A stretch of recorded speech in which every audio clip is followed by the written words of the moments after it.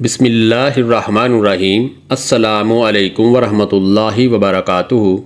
اگر کوئی ایسی جائز حاجت جس کی جلدی پوری ہونے کی خواہش رکھتا ہو، جس کے بارے میں وہ بہت زیادہ کوشش و جد و جہد کر رہا ہو، تو اسے چاہیے کہ وہ جمعہ کی رات کو نماز عشاء کے بعد 4 رکعت نفل نماز اس طرح پڑھے کہ ہر رکعت میں سورہ فاتحہ کے بعد 21 مرتبہ آیت کریمہ لا الہ الا انت سبحانک انی کنت من الظالمین، لا الہ الا انت سبحانک انی کنت من الظالمین پڑھے۔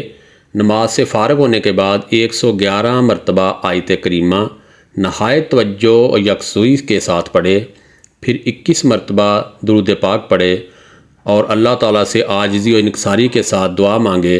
بفضل تعالیٰ بہت جلد اس کی حاجت پوری ہو جائے گی۔ دوستو، میری گزارش ہے کہ آج جمعہ کی رات بھی ہے اور اس ویڈیو کو تمام مسلمانوں سے شیئر کریں، اور اگر آپ نے ابھی تک میرے چینل کو سبسکرائب نہیں کیا تو پلیز سبسکرائب کریں تاکہ میری ہر آنے والی ویڈیو آپ کو مل سکے۔